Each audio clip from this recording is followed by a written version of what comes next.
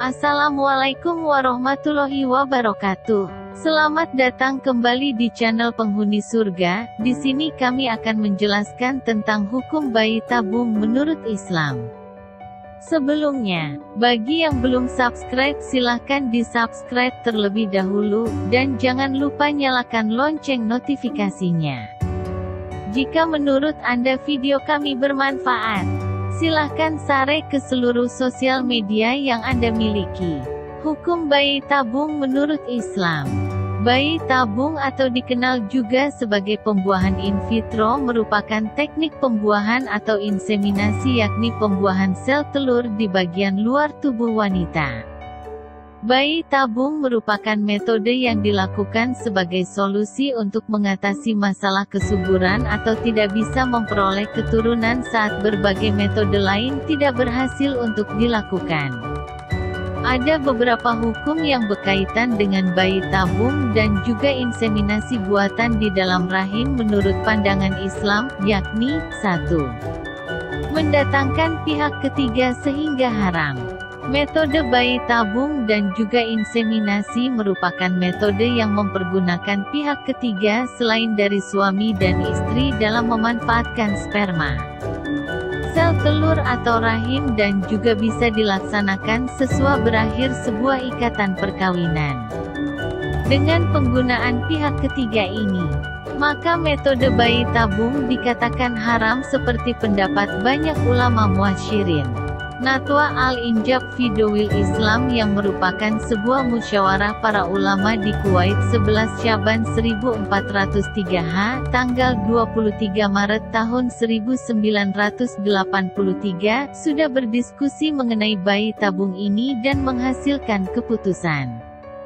Musyawarah ini menghasilkan keputusan berhubungan dengan bayi tabung. Hukumnya diperbolehkan secara syar'i apabila dilakukan antara suami dan istri masih mempunyai ikatan suami istri dan bisa dipastikan jika tidak terdapat campur tangan nasab lainnya. Akan tetapi, sebagian para ulama juga bersikap hati-hati dan tetap tidak memperbolehkan supaya tidak terjadi perbuatan yang terlarang. Ini akhirnya membulatkan kesepakatan jika hukum bayi tabung adalah haram apabila terdapat pihak ketiga yang ikut andil dalam mendonorkan sperma, sel telur, janin ataupun rahim. 2. Menggunakan rahim wanita lain adalah haram. Apabila metode dengan inseminasi buatan yang terjadi di luar rahim antara sperma dan sel telur dan suami istri sah, akan tetapi fertilisasi atau pembuahan dilaksanakan pada rahim wanita lainnya yang merupakan istri kedua dari pemilik sperma, maka para ulama memiliki perbedaan pendapat dan lebih tepatnya tetap diharamkan sebab ada peran pihak ketiga dalam pelaksanaannya. 3. Bayi tabung pada masa idah hukumnya haram. Apabila metode yang dilakukan yakni bayi tabung dan inseminasi sesudah wafat sang suami, maka para ulama juga memiliki perbedaan pendapat dan tetap mengharamkan sebab sang suami sudah wafat sehingga akan pernikahan juga sudah berakhir. Jika masa inseminasi dilakukan pada idah, maka ini menjadi pelanggaran karena saat berada dalam masa idah masih membuktikan rahim tersebut kosong. 4. Diperbolehkan dalam ikatan suami dan istri. Apabila inseminasi buatan atau bayi tabung dilakukan saat masih berada dalam ikatan suami istri, maka metode tersebut diperbolehkan oleh kebanyakan ulama kontemporer sekarang ini. Namun, ada beberapa persyaratan yang harus dipenuhi, yakni, dilaksanakan atas ridho suami dan istri. Inseminasi akan dilaksanakan saat masih berada dalam status suami istri. Dilaksanakan sebab keadaan yang darurat supaya bisa hamil. Perkiraan dari dokter yang kemungkinan besar akan memberikan hasil dengan cara memakai metode tersebut. Aurat wanita hanya diperkenankan dibuka saat keadaan darurat dan tidak lebih dari keadaan darurat. Yang melakukan metode adalah dokter wanita atau muslimah apabila memungkinkan.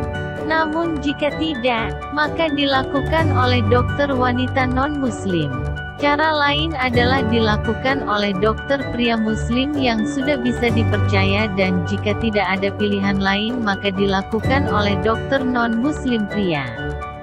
5. Bayi tabung dengan jenis kelamin sesuai keinginan. Inseminasi buatan atau bayi tabung dilakukan untuk menghasilkan anak dengan jenis kelamin yang sesuai dengan keinginan, memiliki dua rincian, yakni memiliki tujuan untuk menyelamatkan penyakit turunan. Memilih jenis kelamin bayi tabung sesuai keinginan bisa dilakukan apabila tujuannya untuk menyelamatkan penyakit turunan, yakni apabila anak yang terlahir berjenis kelamin laki atau perempuan. Maka ini akan membuat janin dalam kandungan meninggal atau mewarisi penyakit turunan dari orang tua. Oleh karena itu, penentuan jenis kelamin dalam keadaan darurat seperti ini diperbolehkan. Tidak diperbolehkan jika hanya mengikuti keinginan. Sementara itu, apabila pemilihan jenis kelamin anak ditentukan sesuai keinginan saat proses bayi tabung hanya berdasarkan keinginan pasangan tanpa hal yang darurat atau mendasar, maka hal ini tidak diperbolehkan. Hal ini dikarenakan untuk mempunyai anak sebetulnya masih memungkinkan, namun tetap tidak boleh keluar dari cara yang sudah dibenarkan, yaitu dengan cara inseminasi alami. Ditambah lagi dengan inseminasi, ada beberapa pelanggaran yang sudah dilakukan sehingga hanya boleh keluar dari inseminasi alami apabila mengalami keadaan yang darurat saja. Terima kasih sudah menyimak video ini hingga akhir. Semoga bermanfaat bagi kita semua. Sampai jumpa di video selanjutnya. Wassalamualaikum warahmatullahi wabarakatuh.